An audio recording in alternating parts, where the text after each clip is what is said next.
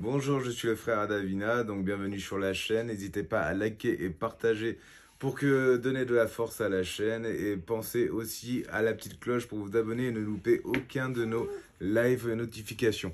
N'oubliez pas aussi que toute copie ou diffusion d'images provenant de cette vidéo est strictement interdite et sera punie de poursuites judiciaires immédiates. Merci, bonne journée, bon courage.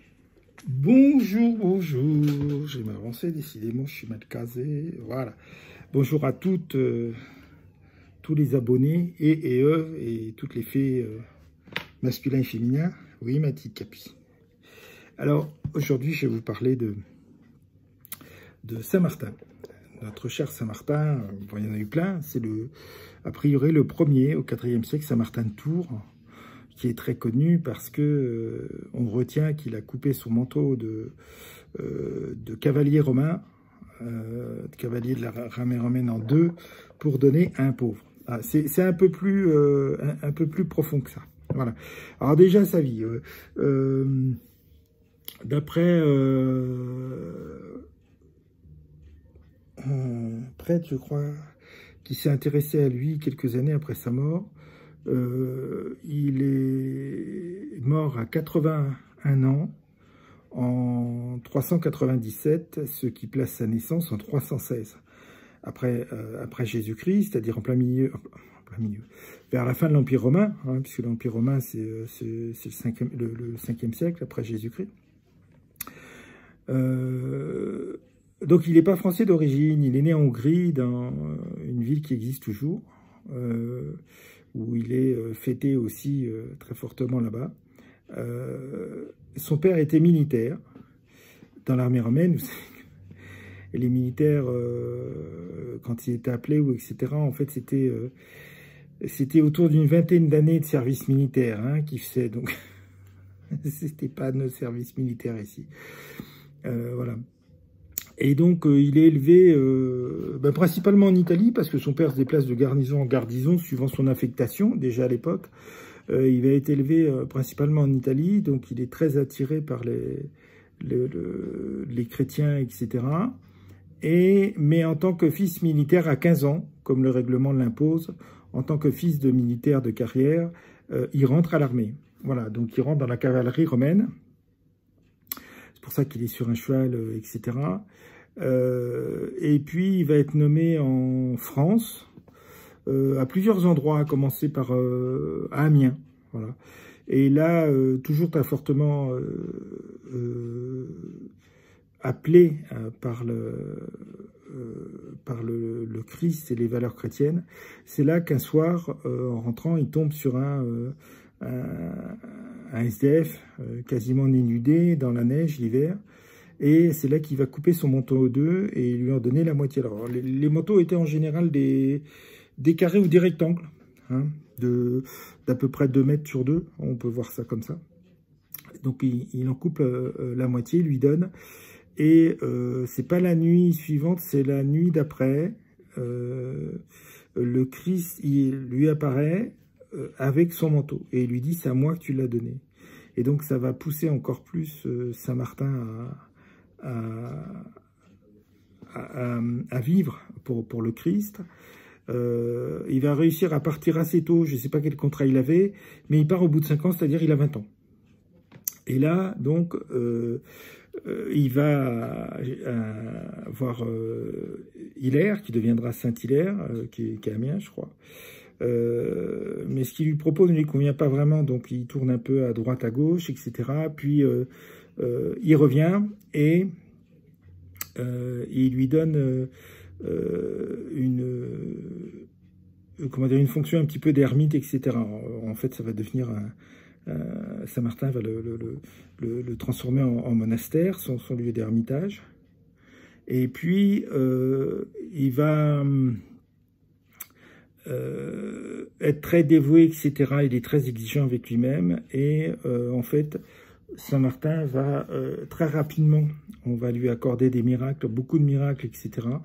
Et donc les gens de Tours s'arrangent pour le faire venir à Tours.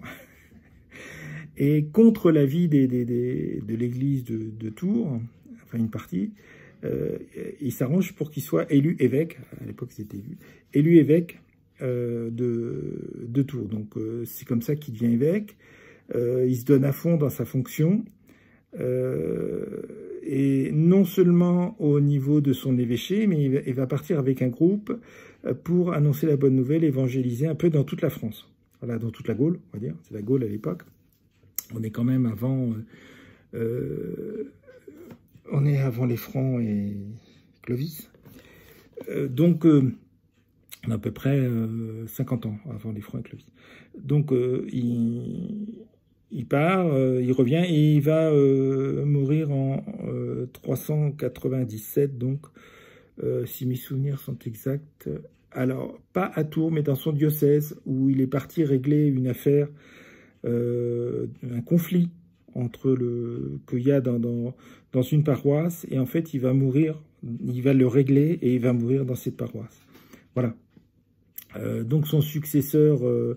il fait quand même bâtir une petite chapelle après son tombeau, mais Saint-Martin l'enquiquine, et ça sera son successeur suivant. Il faut savoir que Saint-Martin de Tours est le 3e évêque de Tours. Saint-Martin de Tours, donc, le successeur de son successeur va faire construire une basilique magnifique. Voilà. Alors, je suis pas sûr que ce soit les restes de celle qu'on voit actuellement à Tours. Alors, celle de Tours actuellement date du 19e. Hein. Elle est finalement grande et petite, mais il y a toujours l'immense clocher de la basilique d'avant, qui, elle, est une basilique romane. Donc, je suis pas sûr que ce soit celle-là dont il s'agit, qui est construite. Donc, les pèlerinages commencent, etc., tout ce qui s'ensuit, par chez nous, entre les églises Saint-Martin, les basiliques Saint-Martin, il y en a plein, vous en trouvez partout en France. Alors, il y aura d'autres Saint-Martin, mais lui, c'est le premier saint qui s'appellera Martin. Alors, je reviens sur l'épisode du manteau. Pourquoi ça mérite un intérêt? Parce qu'on dit, ouais, il a partagé en deux, il en garde la moitié pour lui, il donne la moitié aux pauvres, c'est correct. Ben non, c'est pas ça. Parce qu'il donne le bas. Il faut savoir que le haut, ils ont les militaires romains, en général, ils ont un pagne, hein, une espèce de robe, comme les Romains ils ont.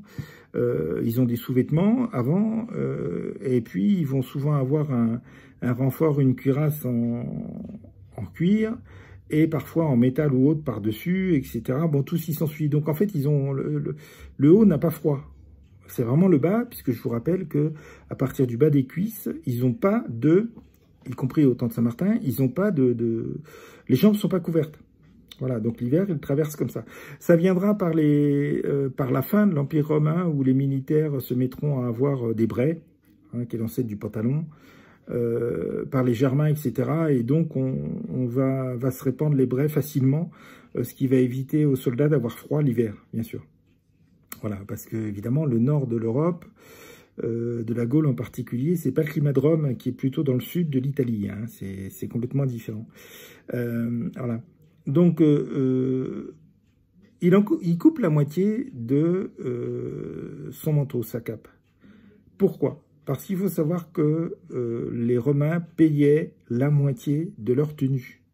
La moitié appartenait à l'État, la moitié, c'est eux qui la payaient, parce que ça coûtait extrêmement cher au gouvernement romain.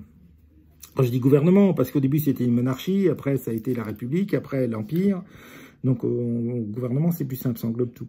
Donc ils payaient la moitié de leur tenue. Voilà, ce qui est le cas de Saint-Martin. Donc en fait Saint-Martin, il sait qu'il ne peut pas donner entièrement son manteau parce que la moitié appartient à l'État romain. Donc il ne peut pas. Ça serait un vol. Donc il en coupe la moitié parce que c'est la moitié qui lui appartient. Voilà, c'est aussi simple que ça. Donc c'est-à-dire que Saint-Martin donne tout ce qui lui appartient à ce pauvre pour qu'il puisse se réchauffer. Et il ne peut pas y donner ses sandales et tout, ça ne va pas le réchauffer, mais le manteau, ça, il peut le donner. Donc il donne sa part. Le reste appartenant à l'État romain. Donc il donne sa part. Alors c'est très intéressant parce qu'en plus, on est complètement dans ce que le Christ dit au temple à Jérusalem, quand les pharisiens viennent le tester une fois de plus, et quand il répond... donnez à Dieu ce qui est à Dieu et rendez à César ce qui est à César. Et là, c'est exactement ce que Saint-Martin fait. Il ne touche pas à ce qui est à César, à l'État romain, il touche qu'à ce qui est à lui. Et en faisant ça, Il rend à Dieu ce qui appartient à Dieu, c'est-à-dire par la générosité. Voilà. Donc, il n'y a pas de « il donne la moitié, il partage ». Non, c'est pas ça. Le mot « partager » dans le cas de Saint-Martin ne convient pas. Il donne toute la moitié du manteau qui lui appartient. Voilà. L'autre moitié appartient à César, qui est la moitié qui lui sert le moins pour le réchauffer, puisque c'est la partie qui est la plus couverte du corps où il n'a pas froid. Donc voilà. Et s'il y avait une moitié du manteau qui devait le réchauffer un peu, c'est celle qui couvrait ses jambes, évidemment. Donc c'est là qui donne. Donc ça n'a pas de sens, si vous voulez. La moitié qui reste lui sert à rien. Donc c'est bien, il donne tout ce qui lui appartient dans sa cape. Voilà, dans son manteau. Puisque la moitié appartient à l'État romain. C'est pour ça qu'il n'aura pas d'ennui, d'ailleurs. Voilà, on ne dit jamais qu'il a des ennuis, etc. Pour avoir donné ça. Voilà, donc ça change complètement le sens. Il partage pas, ben, tiens, moi je suis là, je t'en donne la moitié, je t'en prends la moitié. Ben non, parce que les militaires en général mangent bien à leur faim, sont plutôt dans la catégorie moyenne des Romains, hein, s'en sortent assez bien. Surtout quand ils sont en garnison, ils ont souvent le théâtre pas loin, les thermes, etc. Ils mangent du vin, de la viande, ce qui n'est pas le cas de tous les Romains, des fruits, donc on ne peut pas dire qu'ils sont à plaindre. Donc ils sont pas du tout au même niveau. Entre Saint-Martin, qui est bien nourri, qui est tout ce qui s'ensuit, et le pauvre, qui non seulement n'a rien à manger, mais est pratiquement nu au milieu des rigueurs de l'hiver, et donc à l'époque, il y a de la neige, il n'y a pas d'ambiguïté, c'est pas comme maintenant. Donc ils sont pas du tout au même niveau. C'est bien pour ça que Saint-Martin lui donne toute sa part du manteau. Voilà, il touche pas la part de l'État, mais il donne toute sa part du manteau. Voilà. Alors évidemment, quand on regarde ça comme ça, on voit les choses autrement. C'est ce qui va expliquer après son attitude, c'est-à-dire qu'il va tout donner toujours. Et c'est ce qu'il fait là déjà. Il donne tout. Voilà, ce qui lui appartient. Voilà. Et en plus, il respecte parfaitement ce que le Christ dit, c'est-à-dire rendre à Dieu ce qui est à Dieu et à César ce qui est à César. Voilà, et il le fait parfaitement. Donc on n'est pas du tout, on se place pas sur le même plan du pauvre, ah bah, je t'en donne la moitié, j'en prends la... C'est pas ça du tout, il donne tout. Lui, il sait très bien, quand il rentre le soir, il aura à manger et tout, en plus c'est un cavalier, donc il n'y a pas de problème. Il va dormir au chaud et tout, ce qui n'est pas le cas du pauvre qui est dans la rue. Donc il lui donne bien toute sa part. Le mot « partager » n'a jamais été aussi mal employé que dans le cas de Saint-Martin. On a l'impression que c'est la moitié pour toi, la moitié pour moi. Non, non, il donne toute sa part. Simplement, il y a la moitié du manteau qui appartient à l'État romain, et la moitié que lui a payée. Donc symboliquement, il respecte, il laisse la moitié de l'État romain, mais lui, il donne toute sa part. Il n'y a aucune ambiguïté là-dessus. Parce qu'ils ne sont pas du tout au même niveau. Hein. Ils ne subissent pas les rigueurs de l'hiver de la même façon, hein, entre Saint-Martin et le pauvre. Hein. Voilà, pour les conditions que je vous ai dit, c'est-à-dire qu'au niveau des garnisons romaines, ils étaient quand même... oui, l'Empire romain, ou la République romaine, ou la monarchie romaine ne tenait que par les soldats, donc ils les ménageaient. Voilà. Donc ils étaient plutôt considérés comme étant de la classe moyenne. Voilà. Donc il n'y a aucune ambiguïté. Donc après, il va toujours tout donner, comme il a fait, simplement après, tout ce qu'il porte, c'est à lui. Voilà. Là, ce n'est pas le cas. Voilà. Donc, et ça me paraît important de le signaler, parce qu'encore une fois, le mot « partager » n'a jamais été aussi mal employé que pour Saint-Martin. Saint-Martin ne partage pas son manteau entre lui et le pauvre. Il donne toute la partie du manteau qui est à lui. Ce qui reste, c'est à l'État romain. Il ne peut pas en disposer. Voilà. Donc, ça change absolument tout. Absolument tout. Voilà ce que je tenais à préciser. Donc après, il est connu. Vous trouvez pas mal d'écrits sur lui, hein, puisque les écrits ont commencé très tôt. Et puis, on sait un petit peu de choses. Apparemment, on ne sait pas s'il a eu des frères et sœurs et tout. C'est fort possible. Mais tout ce qu'on sait, c'est qu'il a suivi son père un petit peu de garnison en garnison. Et donc, c'est pour ça que Saint-Martin est particulièrement fêté, certes en France, mais également en Hongrie, en Italie, en Allemagne, etc. Voilà, il a une visée européenne. Voilà, sur ce, je vous souhaite une bonne matinée, une bonne après-midi, un bon après-midi, une bonne soirée, une bonne nuit. Que Dieu vous bénisse tous, à très très bientôt. Et oui, je vous dis à très très bientôt. Alors, vous savez qu'on a des ennuis en ce moment, parce que c'est la deuxième fois de l'année où un arbre est tombé sur la ligne. On a eu il y a une quinzaine de jours, il y a 15 jours, des tempêtes, dont une assez forte, ça a abattu un bouleau, carrément, et un bouleau assez gros. Vous savez que les bouleaux vivent pas très longtemps, hein, 20-30 années, si mes souvenirs sont exacts. Donc là, il devait avoir atteint son âge, il était fragilisé, il est tombé, la ligne est cassée en deux. C'est-à-dire qu'il ne suffit pas de rebrancher la ligne, il faut la changer. Voilà, donc vous savez que dans ces cas-là, il n'y a plus de réserve, donc il faut qu'il commande le morceau de la ligne, etc. Donc comme d'habitude, ça va prendre entre 3 semaines et 1 mois, ce qui a toujours été le cas. Vous vous souvenez, en début d'année, ça a été ça. Et là, c'est pareil, ça fait 15 jours là, et a priori, la semaine prochaine, ça fonctionnera. Donc évidemment, c'est beaucoup plus compliqué pour nous pour faire des directs et tout, puisque les portables passent pas très bien. On a assez de gigas, puisqu'on a anticipé, donc on a ce qu'il faut. Mais par contre, c'est vrai que ça ne passe pas forcément très bien. Donc, alors évidemment, pour téléphoner aussi, on n'a plus de téléphone fixe, on n'a plus tout ça. Donc voilà, c'est très... faut reconnaître que c'est ennuyeux. Voilà, donc on ne vous oublie pas pour autant. On vous fait quelques petites vidéos. Donc là, sur Saint-Martin, j'espère que vous apprécierez. Vous comprendrez bien la différence, que le mot partagé n'a pas de sens là. Il donne toute la partie du manteau. Saint-Martin donne aux pauvres toute la partie du manteau qui lui appartient. L'autre moitié appartenant à l'État romain, puisque les soldats payent la moitié de leur costume. Ou tout au moins certaines catégories de soldats. Je suis pas... j'ai lu que quelques articles là-dessus, ça fait un certain temps, et voilà. Voilà, vous savez tout.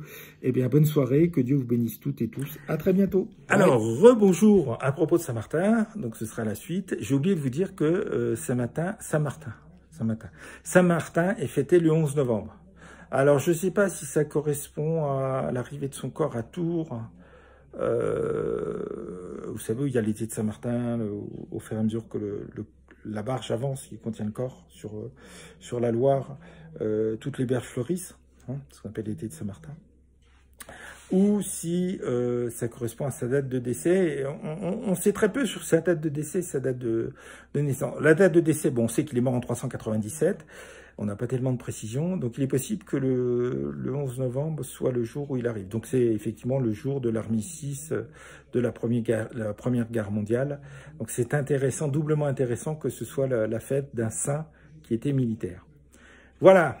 Eh bien, écoutez, je crois que je vous ai à peu près tout dit. Bye bye, salut, que Dieu vous bénisse toutes et tous.